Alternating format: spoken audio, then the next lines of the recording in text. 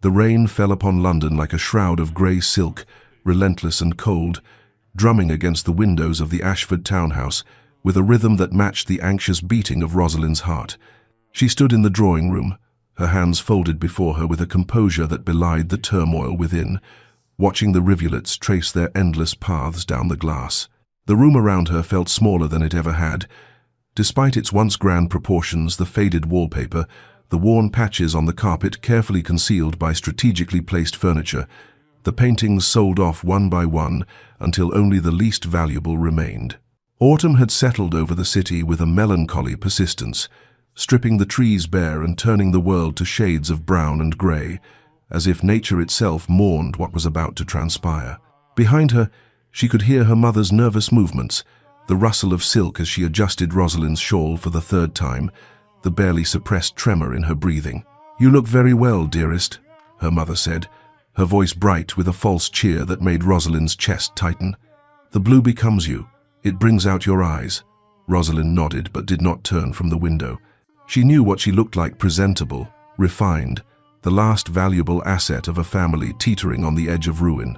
Her father's investments, those grand schemes that had promised so much, had crumbled like sand castles before the tide, leaving nothing but debt and shame in their wake. The tradesmen's bills piled on her father's desk like accusations. The servants had been let go one by one until only their most loyal remained, working for promises rather than wages. And now, this final solution, arranged with the cool efficiency of a business transaction. The Earl of Blackmore required a wife. Her family required financial salvation. It was, her father had explained in his study 3 nights ago, a fortunate opportunity, fortuitous, a blessing even. She had listened to his justifications, watched him avoid her eyes, and understood with perfect clarity that she was being sold, though no one would use such a vulgar word. Her mother touched her shoulder gently. "He will be here within the hour, a gentleman of great standing, Rosalind. You must remember that. We are fortunate he considered our proposal at all." Fortunate, that word again. Rosalind closed her eyes briefly, allowing herself one moment of private grief for the future she had once imagined. A marriage built on affection, on mutual regard, on the slow bloom of love she had read about in poems and novels. Then she opened them again, straightened her spine, and turned to face her mother with a calm she had learned to wear like armor. "I understand, Mamma," she said softly. "I shall do what is required." And she would, because there was no other choice, because her family's survival depended upon her acceptance, because this was the role Providence had assigned her. Outside, the rain continued to fall, washing the world clean of nothing at all. But before our lover's fate is revealed, subscribe so you never miss a chapter of romance and scandal. And tell us in the comments, where are you watching from? Now, let's begin. Edmund Carey, Earl of Blackmore, arrived precisely on the hour, and Rosalind understood immediately why her mother had seemed so nervous.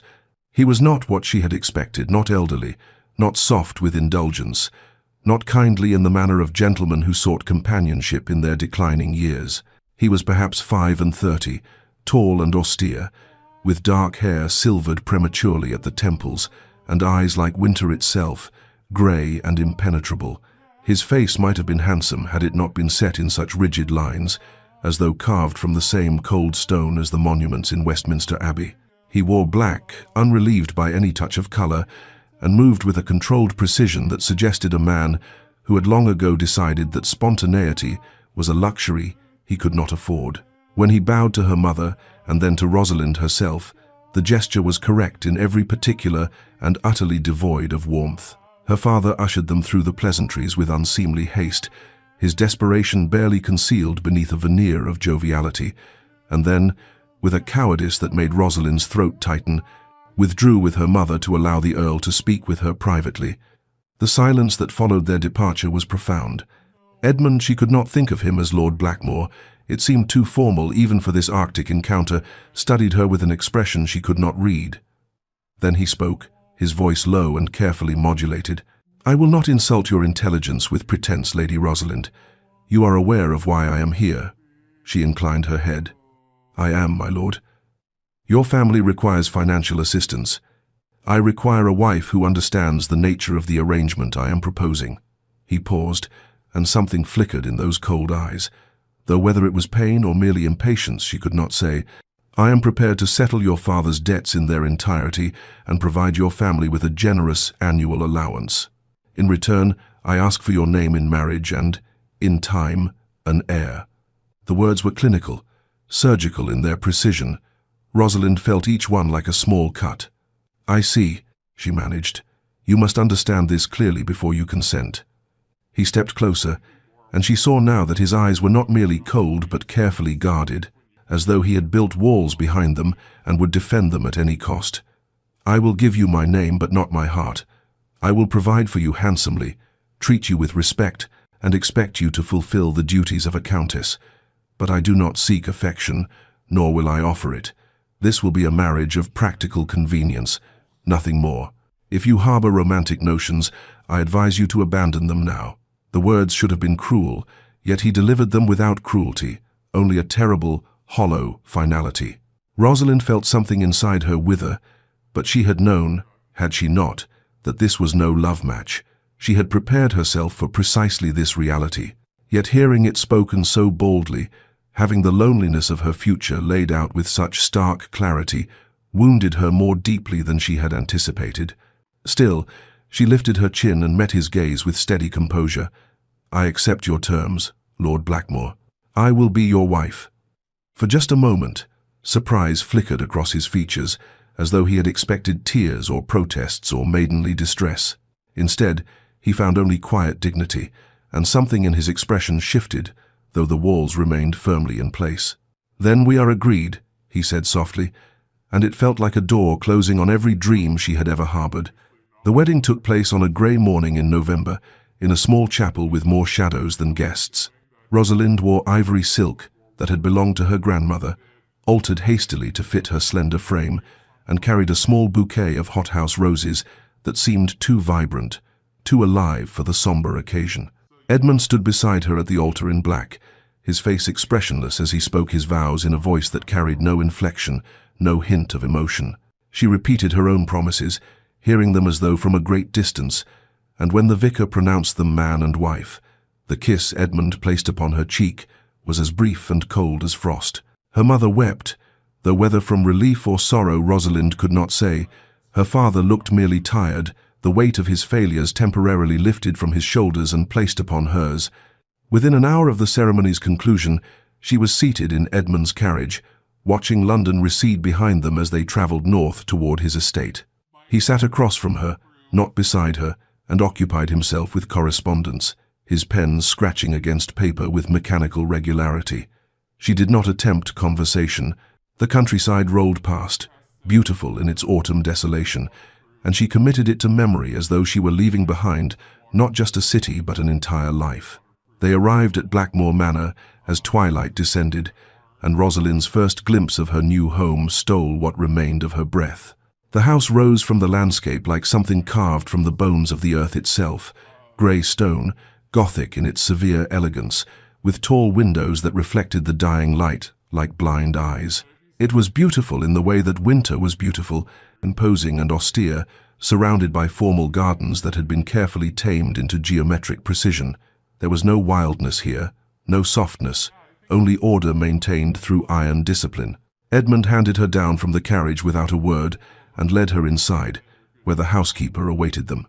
Mrs. Dawes was a woman of middle years with kind eyes and a formal manner, who curtsied deeply and welcomed Rosalind with careful courtesy. "I've prepared the Countess's chambers, my lord," she said, and something in her tone suggested sympathy, though her face remained professionally neutral. The chambers were in the east wing, separated from Edmund's rooms by the length of a long corridor. They were beautiful, furnished with obvious expense, but they felt like a gilded cage. Mrs. Dawes showed her the dressing room, the sitting room, the bedchamber with its canopied bed, and then withdrew with a promise that dinner would be served at 8. Rosalind stood in the center of the room after the door closed, listening to the profound silence of the house, and felt the full weight of her isolation settle upon her shoulders like a physical thing. That evening, she dressed carefully and descended to the dining room, a cavernous space with a table that could seat 30. A single place had been set at one end. She waited, thinking perhaps Edmund had been delayed, But after 20 minutes a footman entered and informed her with obvious discomfort that his lordship took his meals in his study and would not be joining her. She ate alone, each bite tasteless, each moment stretching into eternity, and understood with perfect clarity that this was to be her life beautiful, comfortable, cold, and utterly, achingly solitary. Weeks passed in a slow procession of identical days, each one bleeding into the next until Rosalind could scarcely distinguish Tuesday from Thursday, November from the encroaching December. She established a routine because routine was all she had. Early morning walks through the frost-touched gardens, afternoons in the library where she discovered a remarkable collection of books that suggested depths to her husband she had not anticipated, and evenings spent with needlework or writing letters to her mother that she carefully edited to exclude any hint of her loneliness. The house was beautiful, she wrote, the countryside peaceful, the Earl respectful and generous, all true, and all utterly insufficient to convey the reality of her existence. Her encounters with Edmund were rare and excruciating in their awkwardness. Twice she met him in the corridor outside the breakfast room, and both times he nodded to her with rigid courtesy before finding some urgent business that required his immediate attention elsewhere.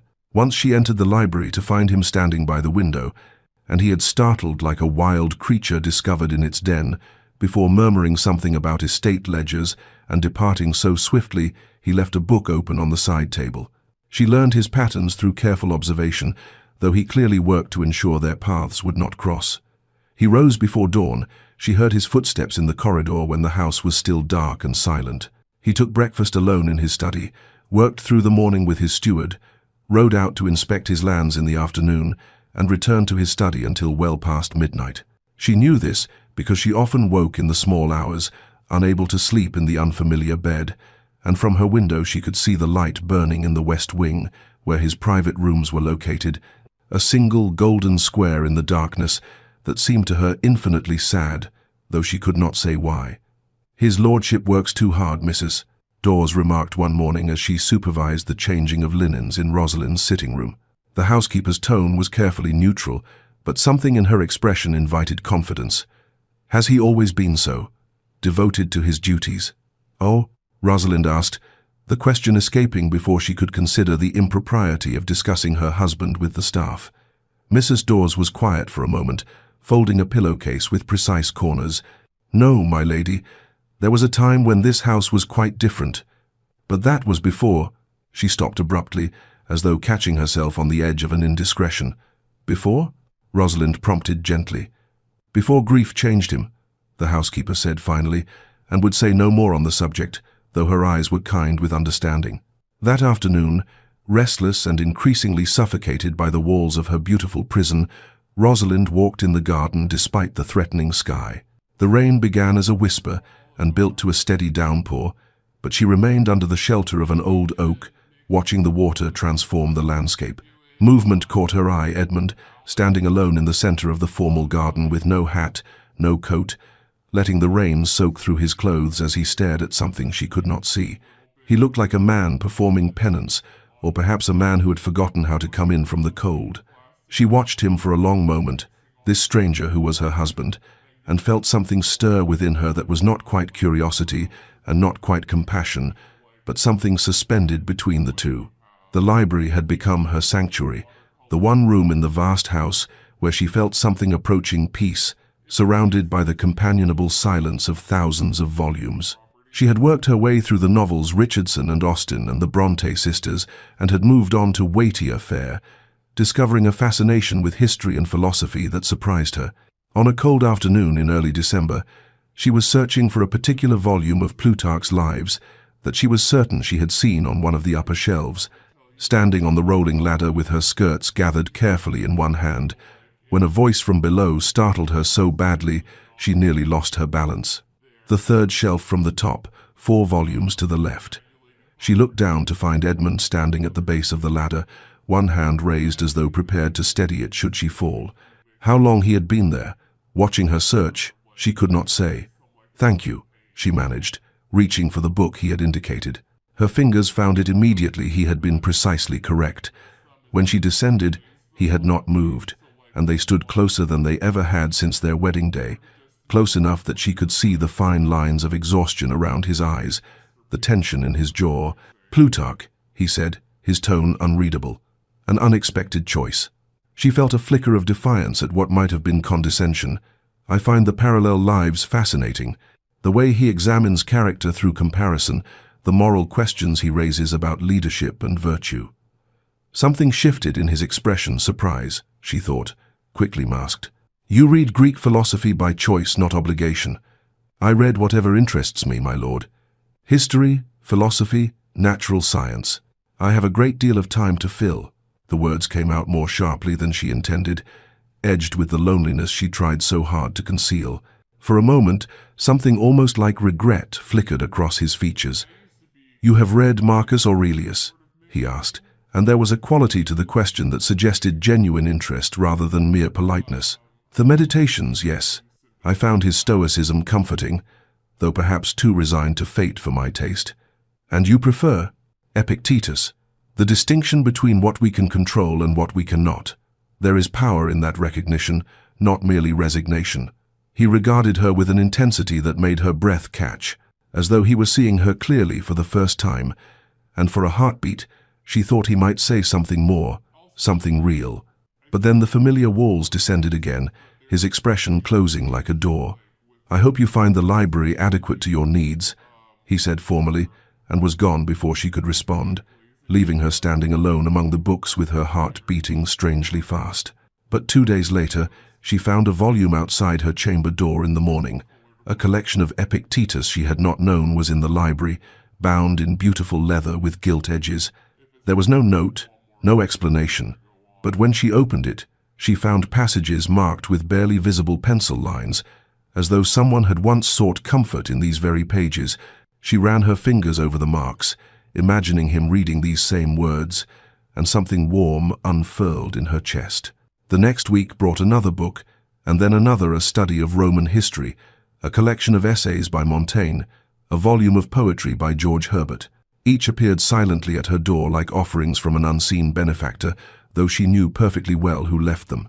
He never acknowledged the gifts, never asked if she enjoyed them, but she understood that this was his language, the only way he knew to build a bridge across the distance he had created.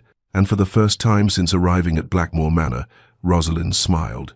Winter settled over Blackmore Manor with a hushed intensity, transforming the grounds into a landscape of white and grey, beautiful and desolate in equal measure. As Christmas approached, Rosalind found herself seized by a determination she had not felt since arriving at this cold, silent house. She would bring light into the darkness, warmth into the chill, even if only for herself. She enlisted Mrs.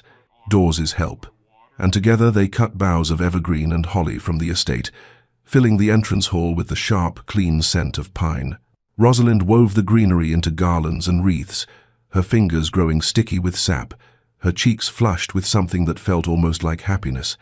The housekeeper watched her with poorly concealed emotion, and when Rosalind asked about the family's Christmas traditions, the older woman's eyes grew bright with unshed tears. "We used to decorate the entire house, my lady.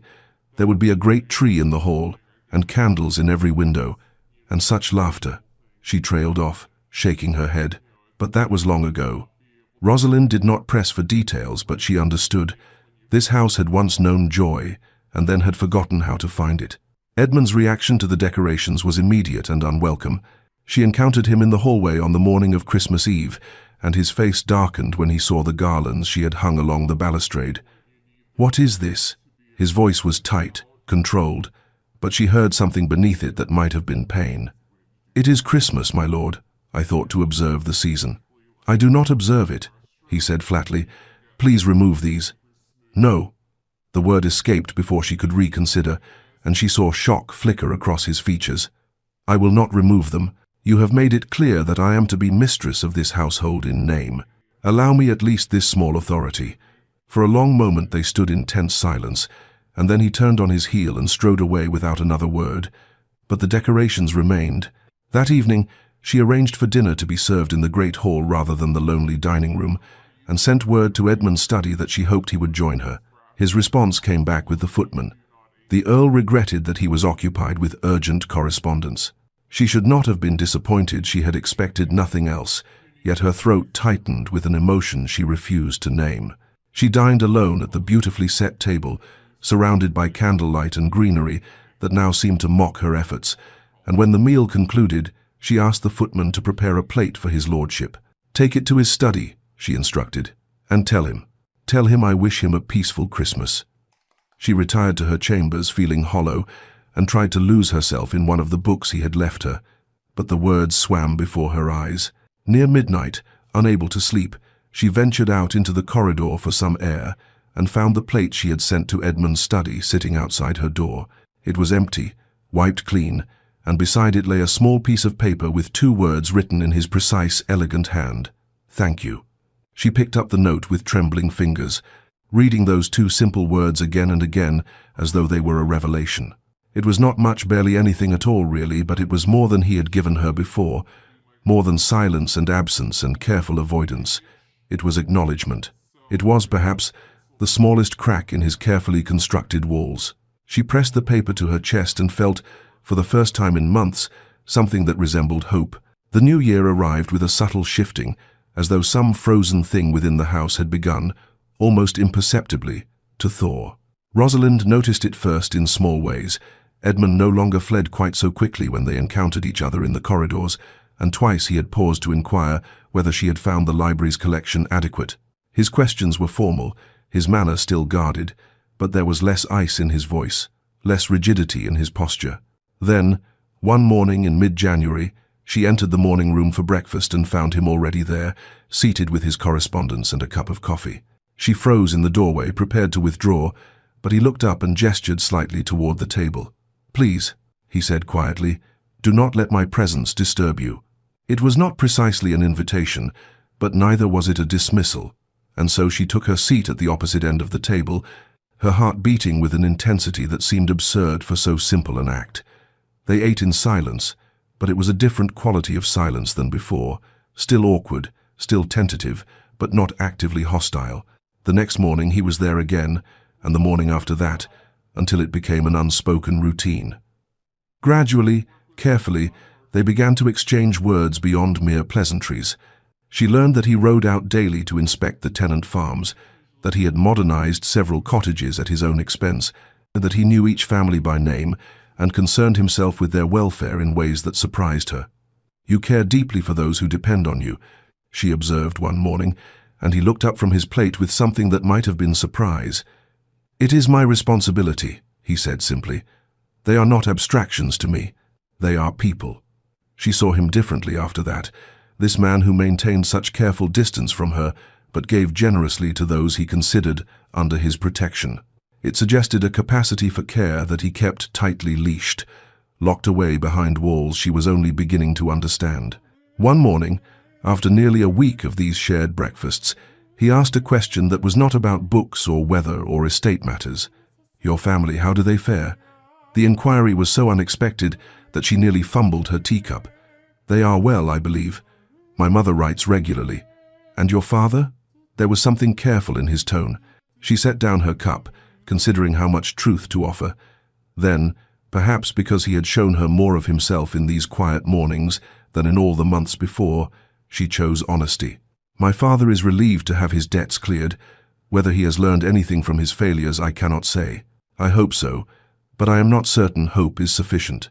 She paused, then added more softly, "I spent much of my life trying to be sufficient to make up for his inadequacies, to be the perfect daughter who might somehow balance his imperfections. It was an impossible task, of course." Edmund was quiet for a long moment, his expression unreadable. When he finally spoke, his voice was low and carried a weight of something she could not quite name. "You deserved better than this arrangement." The words hung in the air between them, heavy with implications. She could have accepted them as an apology, could have retreated into wounded dignity, but instead she met his gaze steadily and offered her own truth. "Perhaps we both did, my lord, and yet here we are." Something flickered in his eyes, recognition, perhaps, or the acknowledgement of shared circumstance. He nodded slowly, and though he said nothing more, when he rose to leave he paused beside her chair for just a heartbeat longer than necessary, close enough that she could feel the warmth of his presence before he walked away. But this time, she did not feel quite so alone. The village lay a mile and a half from the manor, a collection of stone cottages clustered around a small church, and Rosalind had taken to walking there twice a week with a basket over her arm. She brought what she could: bread and cheese from the manor's kitchens, jars of preserves, a few coins from her small personal allowance. The widow Marsh had 3 children and a persistent cough that worried Rosalind, so she brought honey and herbs that Mrs. Dawes swore by. The Sutton family had a new baby and not enough blankets, so she quietly requisitioned several from the manor's linen closets. She did not do it for recognition or praise. She did it because these people were suffering, and she had the means, however limited, to ease that suffering. It gave her days purpose beyond the endless, echoing hours in the empty manor. She did not know that Edmund had seen her, that cold February afternoon, walking back from the village with her empty basket, her cheeks flushed from exertion and cold. He had been riding the northern boundary and had paused on the hill above the road, watching her progress with an expression that might have been curiosity. That evening, he found Mrs. Dawes in the housekeeper's room and asked, with studied casualness, whether her ladyship often walked to the village. Mrs. Dawes, who was nobody's fool, smiled gently. "Twice a week, my lord, regular as clockwork, takes food and medicine to the families most in need, uses her own allowance to purchase what she cannot requisition from our stores without drawing notice." He was silent for a long moment. "How long has she been doing this?" "Since January, my lord. Near on 6 weeks now." Something shifted in his chest, a sensation he could not quite name. That his wife, who had every right to be bitter about the coldness of their arrangement, who might have retreated into self-pity or resentment, had instead turned her attention outward to those who needed help. It unsettled something in him, cracked open a door he had thought permanently sealed. He found her in the drawing room after dinner, a room she rarely used, sitting near the fire with her needlework. She looked up in surprise when he entered, and he saw wariness flicker across her features before she composed herself. "My lord, I understand you have been visiting the tenants," he said without preamble. Color rose in her cheeks. "I hope I have not overstepped. I know I should have asked permission, but—" "You have not overstepped," he interrupted quietly. "I wish to increase the household funds at your disposal for such purposes, considerably." She stared at him, clearly stunned. That is very generous. It is merely practical. If there are families in need, they should be helped. You should not be funding charity from your personal allowance." He moved closer, drawn by something he did not fully understand. "Tell me about them, the families you visit."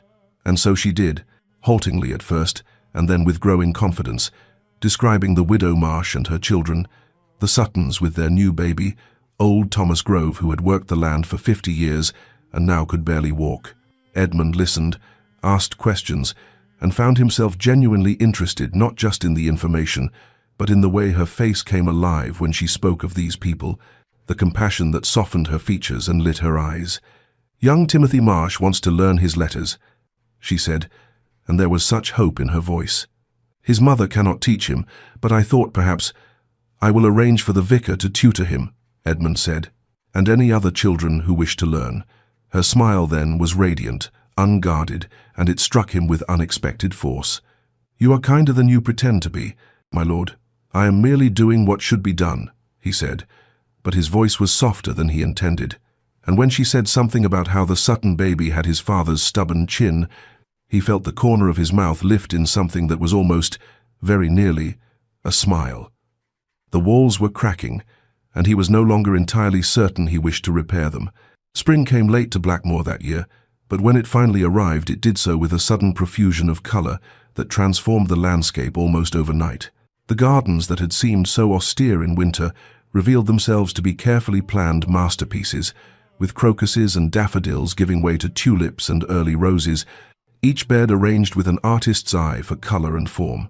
Rosalind found herself drawn outside every afternoon, wandering the paths and discovering new blooms, and one day she looked up from admiring a bed of primroses to find Edmund standing a few yards away, watching her with an expression she could not read. "They are beautiful," she said, gesturing to the flowers. "I had not realized how extensive the gardens were. My mother designed them," he said, and then, as if the words had escaped without permission, he fell silent. But he did not leave, and after a moment he added quietly, She had very particular ideas about how things should be arranged. Every plant has its place, its purpose. It was the first time he had mentioned his mother, the first glimpse into the past that had shaped him. And Rosalind understood that she was being offered something fragile and precious. She had exquisite taste, she said gently. Would you show me? And so began a new routine, gentler than their breakfast conversations, more intimate in its silence. Most afternoons he would find her in the gardens, and they would walk together, his hands clasped behind his back, her fingers trailing over blossoms and leaves. He knew every plant by name, every tree's history, and gradually he began to share these details with her. This oak was 200 years old. That rose had been grafted from cuttings brought from France. The herb garden had medicinal plants his mother had used for the tenants. She died when I was 14, he said one afternoon, so quietly she almost missed it. They had stopped beside a weeping cherry in full bloom, its branches heavy with pale pink flowers. She planted this the year before. I watched it grow in her absence. Rosalind felt her throat tighten with sympathy. It must have been a comfort, she said carefully, to have something of her remain. Or a torment, he replied, but there was no bitterness in his voice, only a weary acceptance. Everything here reminds me of what was lost. She understood then, with sudden clarity, why he had built such walls around himself, why he had demanded a marriage without love. He was protecting himself from the devastation of loss, from the vulnerability of caring for something that could be taken away. I had a brother, she heard herself say. William, he died of scarlet fever when he was 7 and I was 10. For years afterward I would forget, momentarily, that he was gone. I would turn to tell him something, or save him a sweet, and then remember. She paused, remembering that small, piercing grief. The forgetting was almost worse than the remembering. Edmund turned to look at her fully, and in his eyes she saw recognition, the acknowledgement of shared pain. Yes, he said simply. Yes, exactly that. They stood together beneath the cherry tree, neither speaking, and then so naturally she almost did not notice his hand found hers. His fingers were warm, his grip gentle but firm, and for a long moment they stood connected in their mutual understanding of loss. Then he released her hand and continued walking, and she followed, neither of them acknowledging what had passed between them, but both feeling the fundamental shift that had occurred. The walls had not fallen, but they had developed cracks wide enough to let light through, and in that light, something new and tentative was beginning to grow. As summer arrived in earnest, bringing long golden evenings and the scent of roses heavy on the warm air, Rosalind realized with a mixture of wonder and dismay that somewhere along the way, without her permission or intent, the cold formality between them had transformed into something that resembled friendship. Edmund smiled now when she said something clever, and once, when she had made an observation about their stuffy neighbor's resemblance to a particularly pompous rooster, he had actually laughed a rusty sound, as though long unused, but genuine. They rode together in the mornings, their horses side by side through the countryside, and spent evenings in the library discussing the books they both loved, their conversations ranging from philosophy to poetry to the nature of consciousness itself. They took all their meals together now, and she had learned his preferences. He took his coffee black, disliked lamb, had a weakness for lemon tarts he thought no one had noticed. She knew the way his brow furrowed when he was working through a difficult problem, the precise angle of his head when he was truly listening, the rare softness that entered his eyes when he spoke of the estate and its people. She knew him, and in knowing him, she had made a terrible mistake. She had fallen in love with him. The realization came to her one afternoon in the rose garden, watching him explain the proper way to prune a climbing rose to one of the gardeners, his hands gentle on the stems, his voice patient. Her heart had simply turned over in her chest, and she had understood with devastating clarity that what she felt for this complicated, wounded, careful man went far beyond respect or friendship or gratitude. She loved him, his intelligence, his hidden kindness, the vulnerability he tried so hard to conceal. She loved the man beneath the walls, and the knowledge terrified her because she had agreed to a marriage without love, had accepted those terms, and she had no right to change them now unilaterally. So she tried to hide it, to maintain the careful boundaries he had established, to be grateful for his friendship without asking for more. But it became increasingly difficult as she caught moments, fleeting, devastating moments, when she thought she saw something in his eyes that matched what she felt in her heart. One evening in late June, they stood together on the terrace after dinner, watching the sun set in brilliant streaks of orange and gold. The air was soft and warm, perfumed with honeysuckle, and she was achingly conscious of his nearness, of the breadth of his shoulders, the strong line of his jaw. She turned to say something inconsequential about the beauty of the evening, and found him looking at her with an intensity that stopped her breath. His eyes were dark and unguarded, and in them she saw longing, desire, and something that looked heartbreakingly like fear. For a suspended moment, neither of them moved, the air between them charged with possibility, and she hoped that he might close the distance between them, might acknowledge what was growing in the space they had created. But then something shuttered in his expression, and he stepped back as though burned. "I should attend to correspondence," he said, his voice tight, controlled. "Forgive me. Good evening, Lady Rosalind." He was gone before she could respond, leaving her alone on the terrace with the dying light and a pain in her chest that felt remarkably like her heart breaking.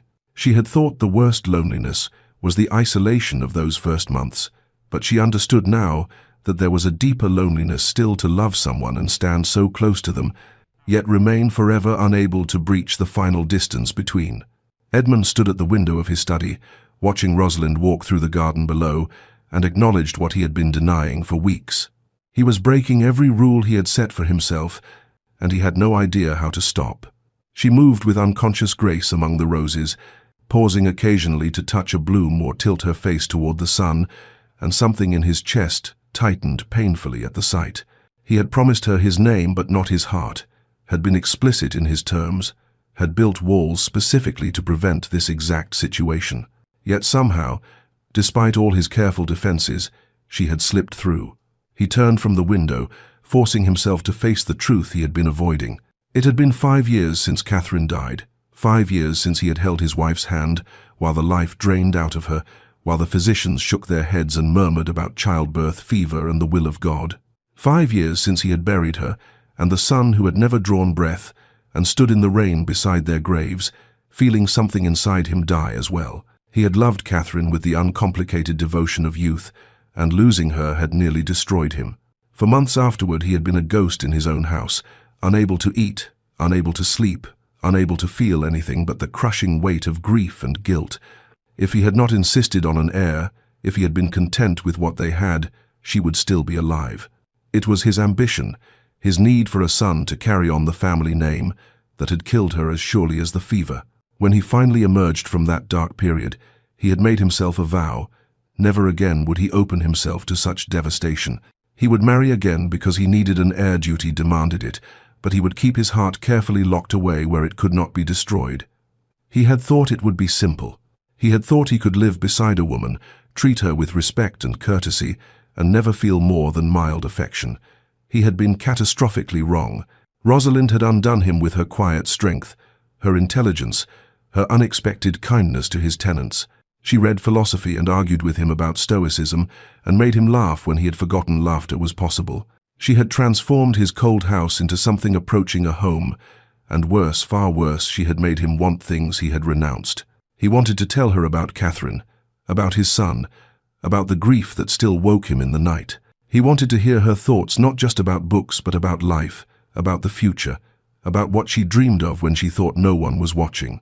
He wanted to touch her not just in passing but with purpose, to learn the texture of her skin, the weight of her in his arms. He wanted, God help him, to love her completely, and the terror of that wanting was almost enough to send him to his knees, because if he loved her, if he allowed himself to love her, then he would have something to lose again, and he did not think he could survive another loss. The solution, such as it was to maintain distance, to retreat behind formality before he revealed too much, before she guessed what she had come to mean to him. It was cowardice disguised as protection, and he knew it, but he could not seem to help himself. So he watched her from windows, listened for her voice in the corridors, treasured every moment in her presence, while simultaneously finding excuses to cut those moments short. "I am a fool," he said aloud to the empty room, and the words felt like both confession and condemnation. By late summer, the tension between them had grown to something nearly unbearable, a constant hum of unspoken words and suppressed longing that colored every interaction. Rosalind had grown quieter, more withdrawn, the light that had animated her in the spring gradually dimming as she retreated behind her own walls. She no longer sought him out in the library, no longer asked him to walk with her in the gardens. She was unfailingly polite when they encountered each other, but there was a new distance in her eyes, a careful guardedness that cut him more deeply than any accusation could have.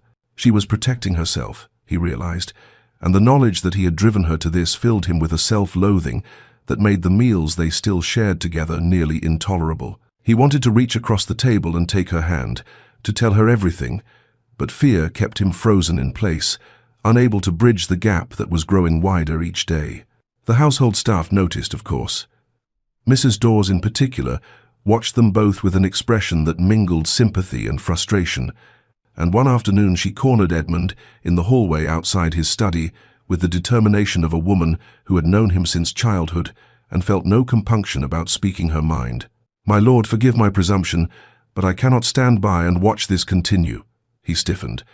"I'm sure I don't know what you mean, Mrs. Dawes." "Don't you?" She fixed him with a look that reminded him forcibly of his old governess. "That girl is wilting like a flower without water, and you're walking around like a man on his way to the gallows. Don't let pride take another person you love, my lord. You've already paid that price once." "I don't love," he began, but the words died on his lips because they were a lie, and they both knew it. Mrs. Dawes simply shook her head and walked away, leaving him standing in the corridor with the truth he could no longer deny echoing in his mind. The storm came that evening, rolling in from the north with dramatic suddenness, turning the sky black and sending servants scurrying to close windows and shutters. Edmund was in his study when he heard the commotion, the raised voices calling for Lady Rosalind, the worry threading through the household. He found a maid in the hallway, her face pinched with concern. "My lady went out walking an hour ago, my lord, before the storm. She hasn't returned." Fear, cold and immediate, gripped him. He was moving before he made the conscious decision to do so, striding through the house and out into the rain, shouting her name. He found her coming up the drive, soaked to the skin, her dress clinging to her frame, her hair plastered to her face. She was shivering violently, and when she saw him she stopped, something defiant flashing in her eyes. "What in God's name were you thinking?" The words came out harsher than he intended, sharpened by fear. "I was walking," she said, her voice steady despite her shaking. "I needed air. In the middle of a storm. You could have been struck by lightning, injured. What does it matter to you?" The question was quiet, but it cut like a blade. "You made it perfectly clear what the boundaries of our arrangement are. I am well within my rights to walk where and when I please. You're being reckless and foolish, and you're being a hypocrite." Her voice rose, all the careful control she had maintained for months finally breaking. "You draw me close and then push me away. You look at me as though—" She stopped abruptly, but the words hung between them, charged with all the emotion they had been suppressing. He stood in the rain looking at her stricken face and felt something crack open inside him. "As though what?" he demanded, moving closer. "Tell me." But she only shook her head, wrapping her arms around herself, and turned toward the house. The argument was not finished, but she was walking away, and he watched her go with his heart in his throat and rain streaming down his face. He caught up with her in the entrance hall, water pooling on the marble floor beneath them both, and grasped her arm gently but firmly. "Rosalind, please, tell me what's wrong." She spun to face him, and he saw that there were tears mixing with the rain on her cheeks, her composure finally completely shattered. "What does it matter to you?" she said again, her voice breaking. "You made it clear from the beginning you gave me your name, but not your heart. Those were your exact words, my lord. A marriage of practical convenience, nothing more. I accepted those terms. I agreed to them. But you," her breath hitched, "you let me hope. You left me books and walked with me in the gardens and made me believe that perhaps we might be more than two strangers occupying the same house. And then every time I thought we had found something real, you pulled away, and I—" She pressed her hand to her mouth as though to stop the words, but they kept coming, a dam broken after months of careful restraint. "I have been so lonely. I tried not to care, tried to accept what I could have and not ask for more, but I cannot help what I feel. I cannot help that I fell in love with you despite every attempt not to, and I cannot bear being so close to you while remaining forever at a distance. It is a torment I did not anticipate, and I walked in the storm because at least the rain was something I could feel, something real, instead of this endless aching. She stopped abruptly, seeming to realize what she had confessed, and horror filled her eyes.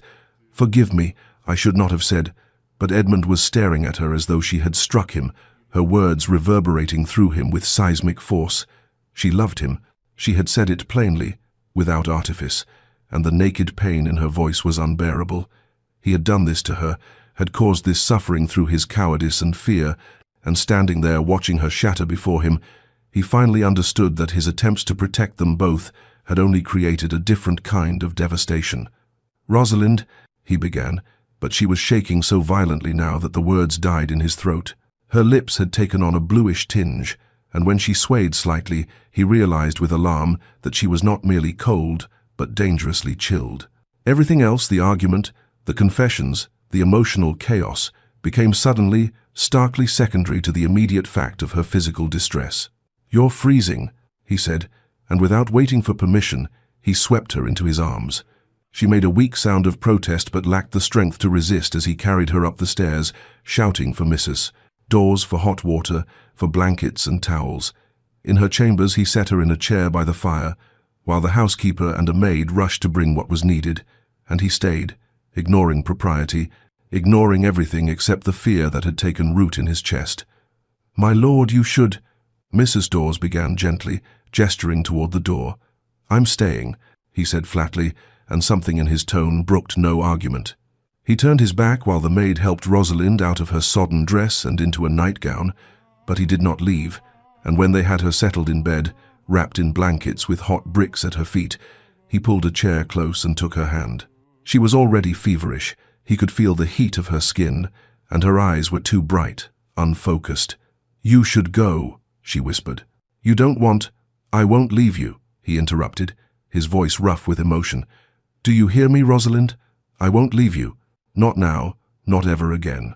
It was the first true promise he had made her since their wedding day, and he meant it with every fiber of his being. The fever took hold with terrifying swiftness, transforming what might have been a simple chill into something far more dangerous. By morning, Rosalind was burning with heat, tossing restlessly in the bed and crying out in distress, and the doctor who arrived from the village took one look at her and pronounced it brain fever, his expression grave. "She's very ill, my lord. The next few days will be critical. She must be kept cool, given water whenever she'll take it, and watched constantly. I cannot promise," he trailed off, but Edmund heard what he did not say, the words that hung unspoken in the air like a death knell. She might not survive. Edmund sent the doctor away with instructions to return twice daily and established himself at Rosalind's bedside with an immovability that alarmed the household. He would not leave, would not rest, would barely eat the food that Mrs. Dawes brought and left on a tray that often went untouched. Day blurred into night and back into day again, time losing all meaning in that dim chamber where he kept vigil. He tended her himself with a gentleness that would have surprised anyone who knew only the cold Earl of Blackmore, bathing her burning skin with cool cloths, coaxing water between her cracked lips drop by precious drop, holding her when she thrashed and murmuring words he barely registered in his exhaustion. The staff helped Mrs. Dawes, bringing fresh water and clean linens, a maid spelling him for brief moments when he could be persuaded to step away, but he was there for every moment that mattered, unwilling to trust anyone else with her care. She was delirious more often than lucid, lost in fever dreams that carried her far from him. She called for her mother in a voice that broke his heart, cried for William, her lost brother, pleaded with people he could not see, and begged forgiveness for transgressions he knew she had never committed. Sometimes she wept, tears sliding down her flushed cheeks, while she apologized again and again for being a burden, for failing, for not being enough. "You are enough," he told her fiercely, gripping her hand. "You have always been enough, more than enough. You are everything." But she could not hear him, or if she could, the words made no sense through the fog of her illness. Other times she whispered his name, Edmund, with such longing that it felt like a knife twisting in his chest. She reached for him with trembling hands, and he caught them, held them, pressed them to his lips while tears he could not stop ran down his face. On the third day the doctor returned, examined her carefully, and drew Edmund aside with an expression that filled him with cold dread. "My lord, I must be honest with you. The fever is not breaking. If it continues much longer." He did not finish the sentence, but Edmund understood. She was dying. He was losing her, just as he had lost Catherine. And this time it was worse, because this time he had wasted the time they had been given, had squandered precious months in fear and cowardice. He had told himself he was protecting them both, but he had only been protecting himself. And now she would die, never knowing that she had become the center of his world, and that he loved her with an intensity that terrified him, that the thought of existing in a world without her was unbearable. He returned to her bedside, took her burning hand in his, and allowed himself to acknowledge the full truth of what he had been denying. He loved her. He had loved her for months, perhaps from the moment she had accepted his cold proposal with quiet dignity, certainly from the day she had smiled at him over Plutarch. And now he was losing her, and the injustice of it, that he should finally understand what he felt, only to have her torn away, was almost more than he could bear. The crisis came on the fourth night, when the fever spiked so high that Rosalind's skin burned like fire beneath his hands, and she thrashed with such violence that he feared she would injure herself. Edmund was beyond exhaustion, unshaven and hollow-eyed, his clothes rumpled from days without changing, but he held her with steady hands and murmured to her constantly, trying to anchor her to consciousness and to life, to him. Mrs. Dawes hovered nearby with fresh water and cloths, her face etched with worry, and the doctor had been sent for again, though what more he could do Edmund did not know. He bathed her burning skin with water that seemed to evaporate on contact, and when that brought no relief, he found himself doing something he had not done in years. He prayed. "Please," he whispered into the darkness, his words addressed to a God he had stopped believing in when Catherine died. "Please don't take her. Take anything else, my lands, my title, my life, if you require it, but don't take her. I cannot lose her. I cannot." The words became a litany, repeated until they lost meaning, and somewhere in the depths of his exhausted desperation, he began to speak not to God, but to Rosalind herself, pouring out everything he had kept locked away for so long. "I love you," he said, his voice breaking. "I have loved you for months, perhaps from the very beginning, though I was too much a coward to acknowledge it. You came into my cold house and brought light with you, warmth I thought I would never feel again. You made me laugh, made me hope, made me want things I had renounced. And I repaid your kindness with distance and coldness, because I was afraid. God, I was so afraid of losing you that I never let myself truly have you." Tears ran unchecked down his face, dripping onto their joined hands. "I told you I would give you my name but not my heart, but you took it anyway. You took it without trying, simply by being yourself, brave and kind and stronger than I ever was. And I was such a fool, wasting the time we had, keeping you at arm's length when all I wanted was to hold you close.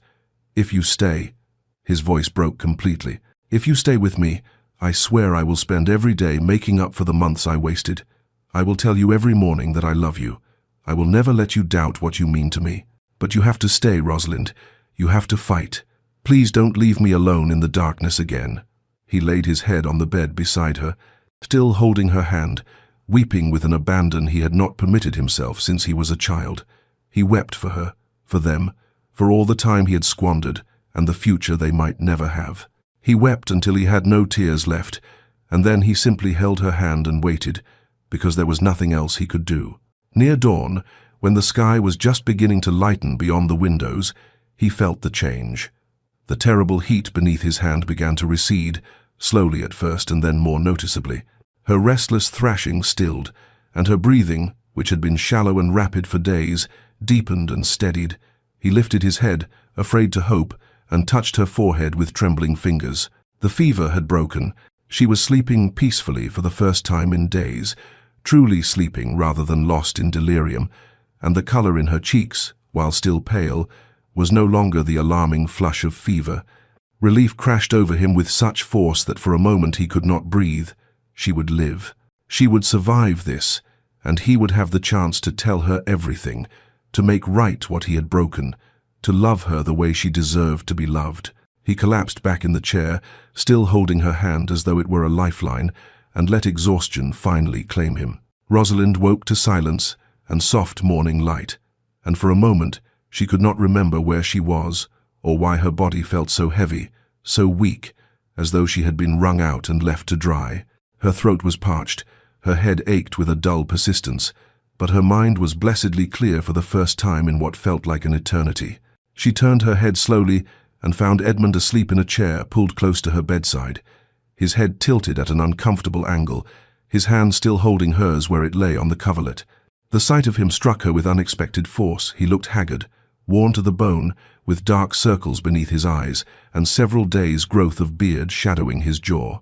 His clothes were rumpled, his cravat missing entirely, and there was something profoundly vulnerable about him in sleep that made her chest tighten. He had stayed with her. Even in her fever-clouded memories, she recalled his presence, his voice, the cool touch of his hands. The door opened quietly, and Mrs. Dawes entered carrying fresh water. When she saw Rosalind awake and aware, her face transformed with joy so profound it brought tears to the housekeeper's eyes. "My lady," she breathed, hurrying to the bedside. "Oh, thank God.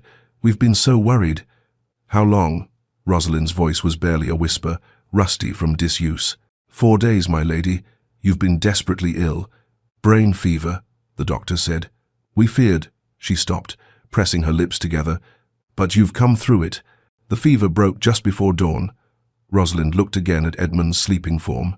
"He stayed." Something softened in Mrs. Dawes's expression. "He never left your side, my lady. Not once. We tried to make him rest, to eat, but he wouldn't hear of it. Just stayed right there, tending you himself, talking to you even when you couldn't hear. I've never seen." She trailed off, but her meaning was clear. Rosalind felt something unfurl in her chest, cautious and fragile but unmistakably like hope. She had confessed her love to him in the storm, had laid bare her heart in a way that terrified her, and she had been too ill to see his response and to know whether her words had driven him further away or drawn him closer. But he had stayed. Through 4 days and nights of her illness, he had stayed. As if sensing her gaze, Edmund stirred, his eyes opening slowly. For a moment he seemed disoriented, and then his gaze focused on her face, and he went completely still. The relief that flooded his features was so naked, so unguarded, that it took her breath away. "Rosalind," he said, her name barely more than an exhalation. "You stayed," she whispered.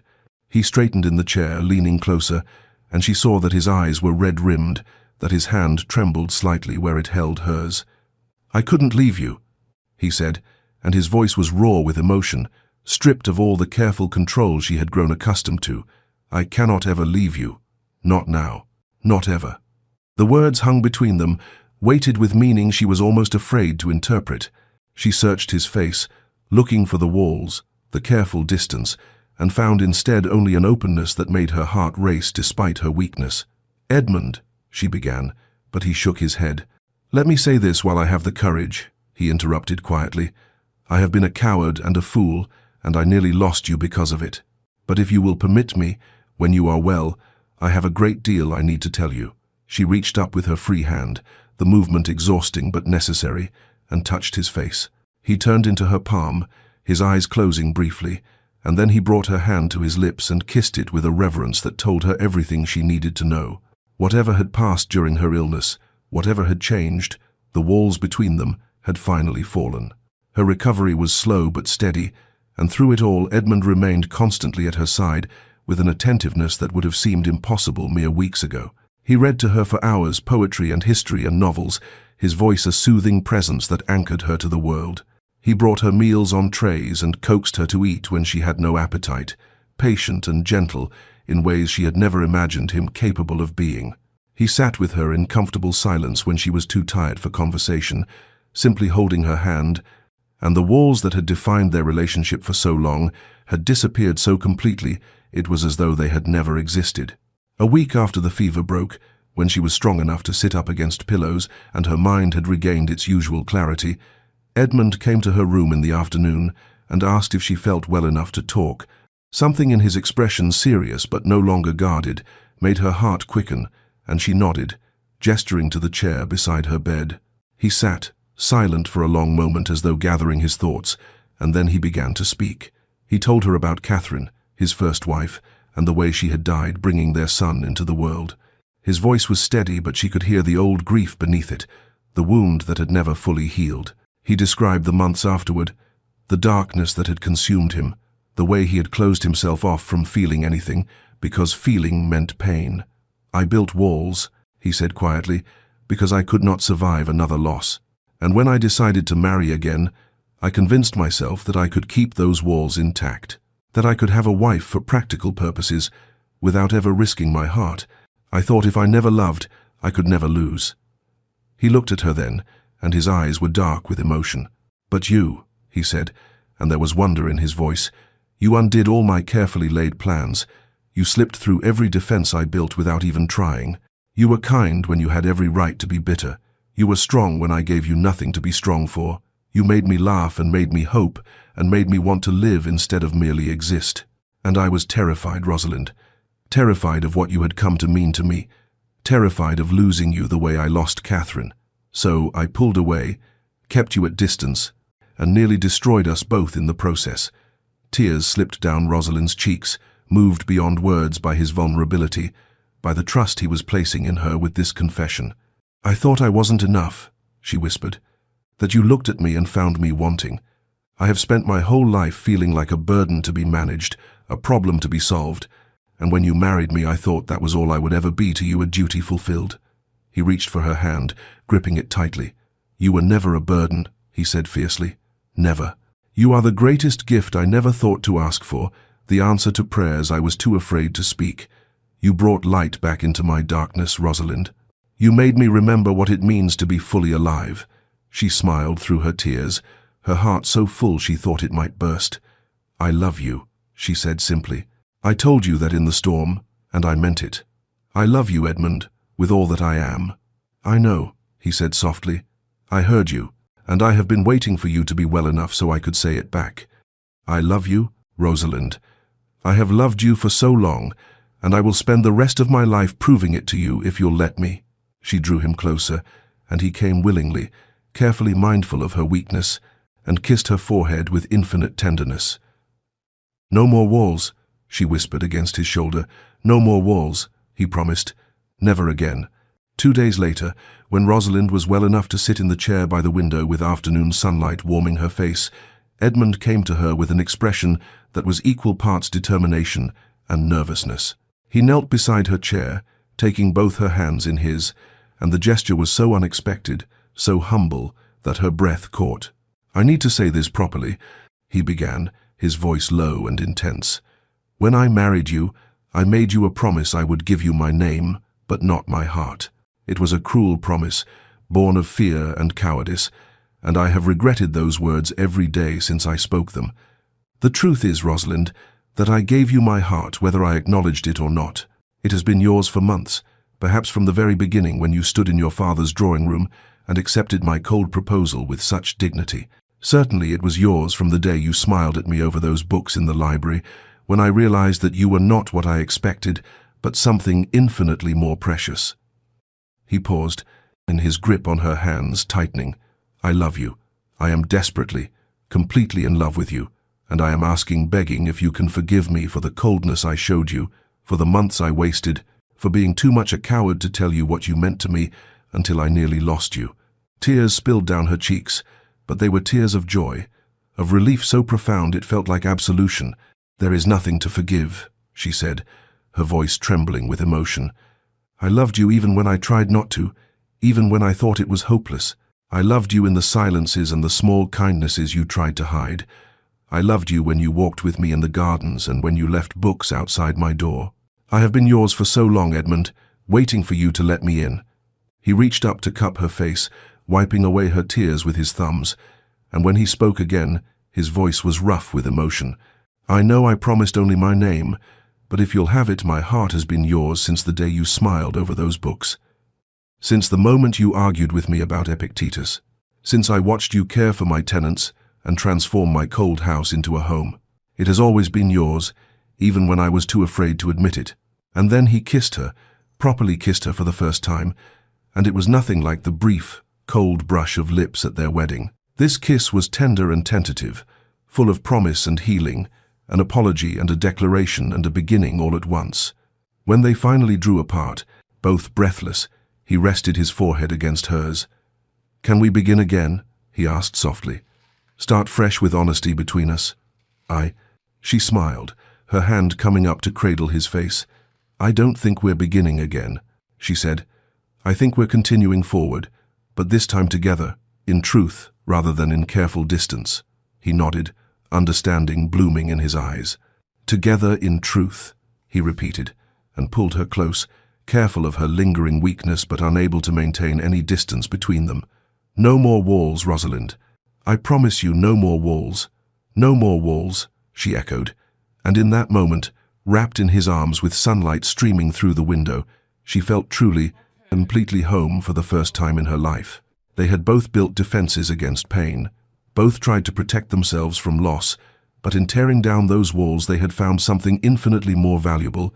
They had found each other, wholly and completely, and that was worth any risk, any vulnerability, any fear. Years later, when autumn came again to Blackmore Manor, it arrived not with melancholy but with a warmth that had nothing to do with temperature and everything to do with the life that now filled every corner of the estate. Rosalind stood in the garden that had once seemed so austere, watching the afternoon sun paint the roses in shades of gold, and marveled at how completely her life had transformed. She was no longer the pale, lonely woman who had walked these paths in silent isolation, but someone radiant with health and happiness, her face alight with contentment as she watched the scene before her. The garden rang with children's laughter. Their son Thomas, aged 5 and all boundless energy, chased his sister Catherine, 3 years old and determined to keep pace with her brother despite her shorter legs. They wove between the flower beds with the abandon of children who knew themselves completely loved, their voices high and joyful, and Rosalind's heart swelled with a gratitude so profound it sometimes overwhelmed her. Edmund emerged from the house carrying their youngest daughter, Anne, barely a year old, and drowsing against his shoulder with the boneless contentment of a well-loved child. He crossed the lawn to where Rosalind stood, and without breaking stride, leaned down to kiss her, a casual gesture of affection that spoke of long intimacy, of a love that had only deepened with time. She smiled against his lips and then rested her head against his shoulder, careful not to disturb the sleeping baby, and together they watched their older children play. "They're getting mud all over Catherine's dress," Edmund observed mildly, but there was no censure in his voice, only fond amusement. "Mrs. Dawes will scold," Rosalind agreed, equally unconcerned. "But they're happy, and that matters more than clean clothes." He shifted the baby in his arms and slipped his free hand around Rosalind's waist, drawing her close against his side. They stood in comfortable silence for a moment, and then he said quietly, "I almost lost you twice, you know. Once to my fear and foolishness, and once to that fever. Sometimes I wake in the night and remember, and the terror is as fresh as it was then." She turned to look up at him, seeing the shadow that still occasionally crossed his features when he thought of how close they had come to missing all of this. "But you didn't lose me," she reminded him gently, reaching up to touch his face. "We found our way to each other, Edmund. Through all the walls and fear and misunderstanding, we found each other. And look what we've built." She gestured to their children, to the house that rose behind them, no longer cold and imposing, but warm and welcoming, with ivy softening its stone walls and flowers blooming in every window box. It was a home in truth now, filled with love and laughter and the beautiful chaos of family life. "I never imagined this," he said softly. "When I married you, I never imagined I could be this happy, this blessed. You gave me everything, Rosalind, hope and joy and a future I thought I'd lost forever." "We gave it to each other," she corrected, and kissed him again as Anne stirred and made a small sound of protest at being caught between them. Thomas came running up then, declaring himself starving, and Catherine was not far behind, and as the sun began to set, they all walked together toward the house, Edmund with the baby, Rosalind holding Catherine's hand, Thomas running ahead to announce that he wanted jam with his bread. The manor welcomed them home, its windows glowing with warm light, and in that moment everything was exactly as it should be, exactly as it was always meant to be, once they had found the courage to tear down their walls and let love in. Dear listener, we build such careful walls around our hearts, do we not? Stone by stone, we construct our defenses, telling ourselves that if we never risk, we can never lose, that if we never open ourselves to love, we can never know the devastation of its absence. Edmund built his walls from grief, Rosalind from a lifetime of feeling insufficient, and for months they lived side by side in a beautiful house that was not a home, close enough to touch, but separated by barriers of their own making. We tell ourselves that such walls are protection, that they are wisdom born of painful experience, that they are necessary for survival, and perhaps in their way, they are for a time. But walls that protect us can also imprison us, keeping out not just pain but joy, not just loss but love, not just heartbreak, but the very connections that make life worth living. The truth that Edmund and Rosalind discovered, the truth that perhaps we all must learn, is that sometimes the right person slips through our defenses, not despite our walls, but because they see beyond them, to the wounded, frightened, hopeful soul beneath. Love, real love, requires extraordinary courage. It asks us to be vulnerable when every instinct screams for self-protection. It demands that we risk everything: our pride, our safety, our carefully constructed emotional fortifications for something we cannot control and cannot guarantee. It is terrifying, this opening of ourselves to another person, this admission that we need and want and love when we have built our entire existence around not needing, not wanting, not loving. Yet what is the alternative? To live as Edmund and Rosalind lived in those early months, occupying the same space but never truly connecting, surrounded by comfort and security but hollow at the center. To be so afraid of loss that we never truly have anything worth losing. Sometimes the arrangements we resist, the paths we did not choose for ourselves, become our greatest blessings. Sometimes the gifts we need most are the ones we never thought to ask for. Rosalind did not choose to marry Edmund out of love, and he did not choose her for affection. Yet in the crucible of their practical arrangement, they found something profound and true. So, to you, dear listener, wherever you are in your own journey, I offer this gentle encouragement. Remain open, even after heartbreak. Recognize love when it appears in unexpected forms, in books left outside doors, in shared silences, in the slow tearing down of walls. Be patient with those who struggle to express what they feel, who pull away when they most want to draw close, who protect themselves with coldness because they are terrified of their own capacity to care. May you find connections that heal rather than harm, love that builds rather than diminishes, someone who sees beyond your walls to the truth of who you are. May you have the courage to be vulnerable, to risk your heart, to tear down your own carefully constructed defenses. And may you rest well tonight in the knowledge that love can surprise us, can find us even when we have convinced ourselves we do not seek it, can transform arrangements of convenience into unions of profound joy.